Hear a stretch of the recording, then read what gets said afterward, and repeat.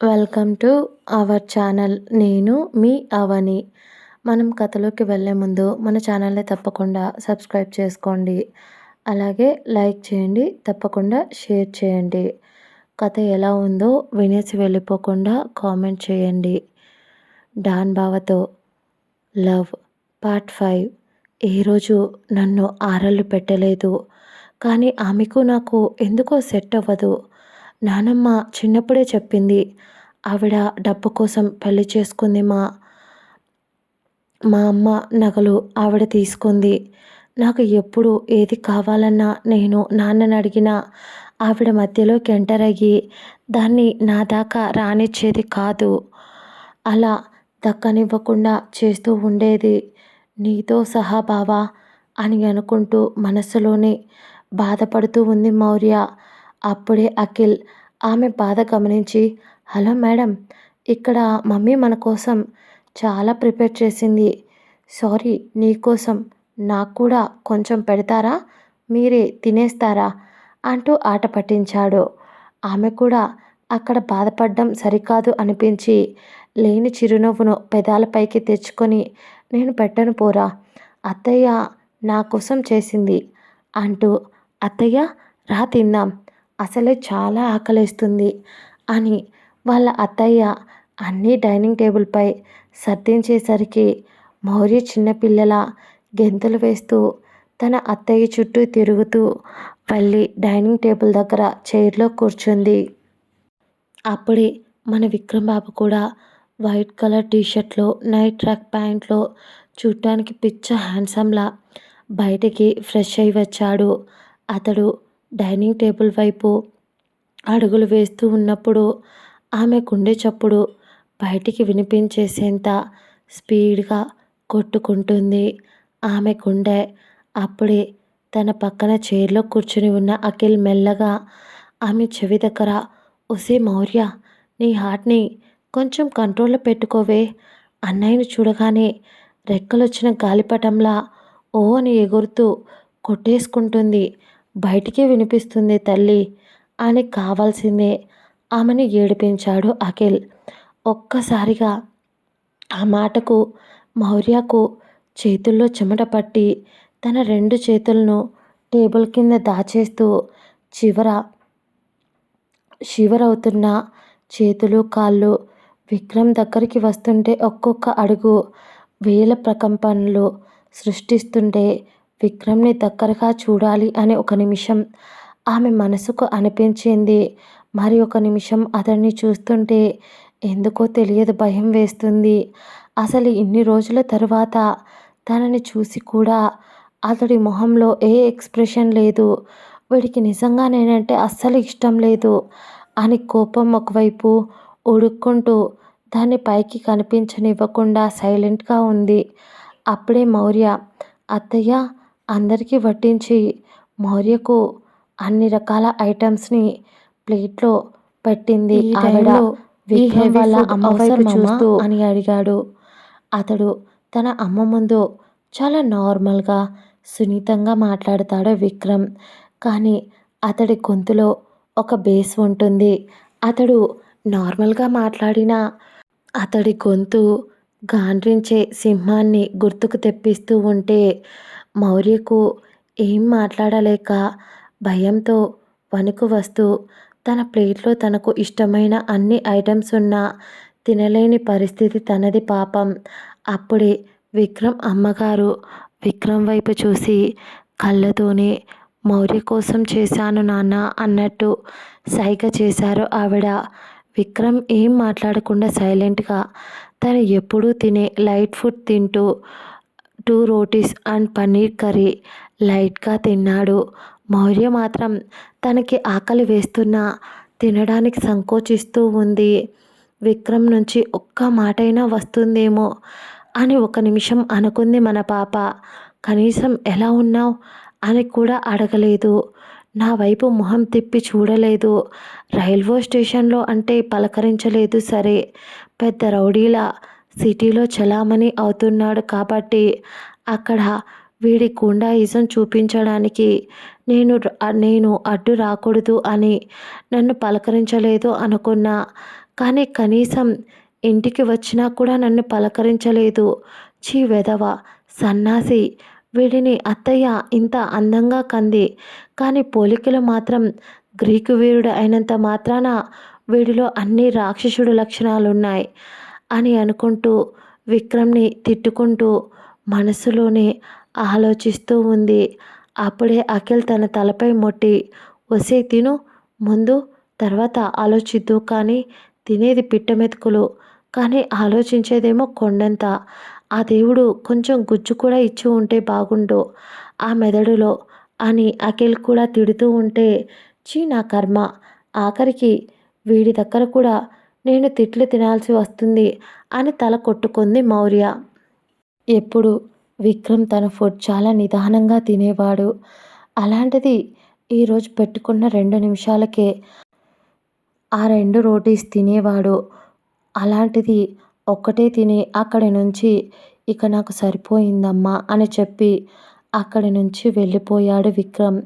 ఎందుకంటే మౌర్య విక్రమ్ ఉంటే తినకుండా ఏవేవో ఆలోచిస్తూ అలాగే ఉంది ఆమె అని విక్రమ్కి కొంచెం బాధేసింది. అయినా ఇది అలాగే మునిపటిలానే చాలా అమాయకంగా, చాలా మొండిగా ఉంది అని విక్రమ్ అనుకుంటూ అప్పుడే తనకు ఏదో ఫోన్ కాల్ రావడంతో అక్కడి నుంచి వెళ్ళిపోయాడు విక్రమ్. వెళ్ళిపోతున్న విక్రమ్ని చూసి మనసులో బాధ కలిగిన బయటికి హమ్మయ్య, మాన్స్టర్ వెళ్ళిపోయాడు, ఇప్పుడు నేను ప్రశాంతంగా తింటాను అంటూ తినడం మొదలుపెట్టింది. ఆమె తింటుందే కానీ ఎందుకో ఆమె కూడా ఇంతసేపు తన అత్తయ్య తన కోసం ఇన్ని రకాల వంటలు చేసింది అన్న ఆనందంతో తినాలి అనుకున్నది కాస్త తనకు విక్రమ్ సరిగ్గా తినకుండా వెళ్ళిపోవడం గుర్తు వచ్చి అది ఎందుకో తన వల్లే అనిపించింది. తన మనసు చెప్పడంతో ఆమె కూడా సరిగ్గా తినకుండా అక్కడి నుంచి తన రూమ్కు వెళ్ళిపోయింది మౌర్య. తన మనసు చెప్పడంతో ఆమె కూడా సరిగ్గా తినకుండా అక్కడి నుంచి వెళ్ళిపోయింది. అందరికీ మౌర్య అలా వెళ్ళిపోవడం కొంచెం బాధగా అనిపించింది. తన అమ్మ బాధపడుతూ ఉంటే చూడలేని అఖిల్, అమ్మ అది అన్నయ్య తినలేదని బాధపడి వెళ్ళిందే తప్ప ఏదో వాడు ఏదైనా అంటాడని కాదు. నువ్వు ముందు బాధపడద్దు, అప్పుడంటే ఇద్దరు దూరం దూరంగా ఉన్నారు కాబట్టి వాళ్ళు మాట్లాడుకోలేదు. కానీ ఇప్పుడు ఒకటే ఇంట్లో ఉన్నారు కదా, అది కూడా ఇద్దరికి ఒకరి మీద ఒకరికి చచ్చేంత ప్రేమ ఉంది. ప్రేమ చాలా గుడ్డిది. అది ఎక్కడున్నా మనం ప్రేమించే వాళ్ళను మన దగ్గరికి లాక్కొచ్చేస్తుందమ్మా. కాబట్టి నువ్వు వాళ్ళ గురించి టెన్షన్ పడనవసరం లేదు. ఇంకా నువ్వు టెన్షన్ పడాలి అనుకుంటే నువ్వు నీ చిన్న కొడుకు గురించి ఆలోచించు మమ్మీ. నీ చిన్న కొడుకు అసలే అందగాడు, పైగా అమ్మాయిలు క్యూలో ఉంటారు నీ కొడుకు కోసం. అలాంటిది నన్ను వదిలేసి జాగ్రత్తగా నన్ను దాచిపెట్టాల్సింది పోయి వాళ్ళిద్దరి గురించి ఆలోచిస్తూ టెన్షన్ పడుతూ ఉంటావా మమ్మీ అంటూ కావలసిందే వాళ్ళ మమ్మీతో కంప్లైంటింగ్గా అల్లరిగా మాట్లాడుతూ టాపిక్ని డైవర్ట్ చేశాడు అఖిల్ బాబు. మౌర్య అక్కడి నుంచి లేచి వెళ్ళిపోయింది. కానీ తను తన రూమ్కి వెళ్ళకుండా బయట గార్డెన్కి వెళ్ళి అలాగే కూర్చొని ఏదో ఆలోచిస్తూ ఉంది మౌర్య. గార్డెన్లో ఉన్న సోఫాలో కూర్చొని పైకి ఆకాశంలో చూస్తూ ఉంది. చుట్టూరా ఇంటికి సెక్యూరిటీగా బాడీగార్డ్స్ ఉన్నారు, కానీ చిన్న చప్పుడు కూడా కావడం లేదు. ఆకాశంలో ఉన్న చందమామను చూసి ఇన్ని రోజులు నేను నిన్ను చూస్తూ ఉన్నా, ఎందుకంటే నీలో మాన్స్టర్ గాడి మొహాన్ని ఊహించుకుంటూ ఉండేదాన్ని. కానీ ఇప్పుడు నా పక్కనే ఉన్నాడు వాడు, కానీ వాడితో మాట్లాడలేకపోతున్నా. నీకు తెలుసా నా ఫీలింగ్స్ నాలో పెట్టుకోలేక చచ్చిపోతున్నా. అసలు వాడిని చూస్తుంటే పిచ్చెక్కిపోతుంది. వాడి ఊపిరి తగిలినా నా ఊపిరి ఆగిపోయిన ఫీలింగ్ కలుగుతుంది. నీకైనా నా బాధ అర్థమవుతుందా? చందమామ, అంటూ చిన్న పిల్లల చందమామతో మాట్లాడుతూ ఉంది. అప్పుడే తను అలా మాట్లాడుతున్నప్పుడే తన తలపై ఎవరో మొటిక్కాయ వేసేసరికి అబ్బా అనుకుంటూ వెనక్కి తిరిగింది. అక్కడ తనకు ఎదురుగా అఖిల్ నవ్వుతూ కనిపించేసరికి ఏంట్రా అలా కొట్టావ్ అంటూ తలను రుద్దుకుంటూ ఉక్రోషంగా అడిగింది ఆమె. దానికి అతడు ఏం లేదే, మా అన్నయ్యతో నీకు పెళ్ళైపోయాక చెయ్యాల్సిన పనులన్నీ ముందే చందమామతో నువ్వు చెప్తూ ఉంటే చందమామకు కూడా సిగ్గేసి పారిపోయేలా ఉంది అని ఆమెను ఆట పట్టించాడు అఖిల్. మళ్ళీ అతడే మాట్లాడుతూ అయినా ఏంటే మా అన్నయ్యను ఏదో చాక్లెట్ అయినట్టు వాడిని ఇస్తే నువ్వే పిలిచి పిప్పి చేసేలా ఉన్నావు అంటూ ఆట పట్టించాడు. మన మౌర్య పాప సోఫాలో పక్కన ఉన్న పిల్లోని అఖిల్పై విసిరి ఈడియట్ ఏం చేయమంటావురా, నిజమేరా వాడిపై నాకు చెప్పలేనంత ప్రేమ ఉంది. కానీ ఆ వెధవకి అర్థం కావడం లేదు. ఇప్పుడు కూడా ఇన్ని రోజులైంది ఒక్కసారి కూడా నాకు కాల్ చేయలేదు అక్కి. నాతో మాట్లాడలేదు వాడు. ఇప్పుడు చూసినా కనీసం పలకరించను కూడా లేదు. వాడు నన్ను మర్చిపోయాడు. ఎంతమంది అమ్మాయిలు ఇక్కడ వాడు ఆఫీస్లో పనిచేస్తూ ఉంటారు కదా, వాళ్ళంతమందిని వదిలేసి వాడు నా కోసం ఎదురు చూస్తుంటాడు అని అనుకోవడం నా పిచ్చితనం అవుతుంది అని కొంచెం ఏడుపు మొహంతో చెప్పింది మౌర్య. అఖిల్ ఆమె వైపు చురుగ్గా చూసి ఒసే మెంటల్, నీకు అప్పుడప్పుడు అరుంధతి పూనుతుందా ఏంటే? ఇప్పుడున్న మూడ్ ఇంకో నిమిషానికి ఉండదు. లేకపోతే ఏంటే? అన్నయ్య నిన్ను మర్చిపోయి వేరే అమ్మాయిని చూసుకోవడమా? నోవే, అది జరగని పని.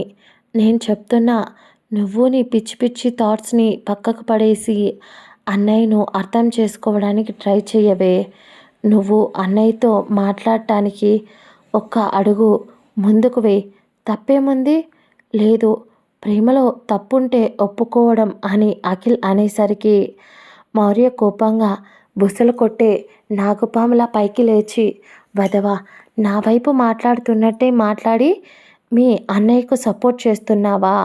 వాడికి నేను సారీ చెప్తూ ఉంటే నువ్వు చూడాలి అనుకున్నావా అంటూ అఖిల్ జుట్టు పట్టుకొని అఖిల్ని కొట్టడం స్టార్ట్ చేసింది. అఖిల్ ఒసే రాక్షసి ఆపే, అసలే ఈ మధ్య హెయిర్ ఫాల్ అవుతుంది అన్నాడు. ఈ జుట్టు పోతే నాకు కాలేజీలో నా వెనక ఫాలోయింగ్ తగ్గిపోతుంది. బట్టతల అయిపోయినోన్ని ఎవరు చేసుకుంటాడే అంటూ ఆమె చేతులు పట్టి ఆపడానికి ట్రై చేసినా ఆమె వినకుండా అతడి వీపై గుద్దుతూ అతడిని కొట్టి ఆమెకి చేతులు నొప్పి రావడంతో సైలెంట్గా సోఫాలో కూర్చుంది. అప్పుడే పని అమ్మాయి అక్కడికి జ్యూస్ గ్లాస్తో రావడంతో విచిత్రంగా తన వైపు చూసింది. ఆ అమ్మాయి గారు ఇదిగోండి పెద్దమ్మ గారు ఇవ్వమన్నారండి అనడంతో సైలెంట్గా నాకొద్దు అన్నట్టు తల ఊపింది. కానీ అఖిల్ ఒసే రాక్షసి, ఎంతసేపు నన్ను కొట్టి అలసిపోయావు కదా, ఇప్పుడు కనీసం ఇదైనా తీసుకోవే, తాగు అనేసరికి మౌర్యకు ఆకలి కూడా అనిపిస్తుంది. కానీ విక్రమ్ ఏం తినలేదు అనే ఆలోచన రాగానే తనకు కూడా తినాలి అనిపించలేదు. అందుకే అతడు ఒకటే చపాతీ తిన్నాడు. ఇదే తన మైండ్లో రన్ అవుతూ ఉంది. అప్పుడే ఆ పనమ్మాయి, మేడం మీరు తీసుకుంటే నేను మళ్ళీ విక్రమ్ సార్ గదికి కూడా వెళ్ళాలి, జ్యూస్ తీసుకెళ్ళాలి అని తను చెప్పేసరికి మౌర్య సంతోషంగా, అంటే పెద్దబావ జ్యూస్ తాగుతాడా అని అడిగింది ఒకంత కుతూహలంగా. ఇదండి ఇవాళ ఎపిసోడ్. సారీ పెద్ద అప్డేట్ ఇవ్వలేకపోతున్నా, ఇప్పటికి కూడా గొంతు రావడం లేదు. కానీ అప్డేట్స్ లేట్ అవుతున్నాయి కాబట్టి ఇస్తున్నా, క్షమించండి లేట్ అయినందుకు.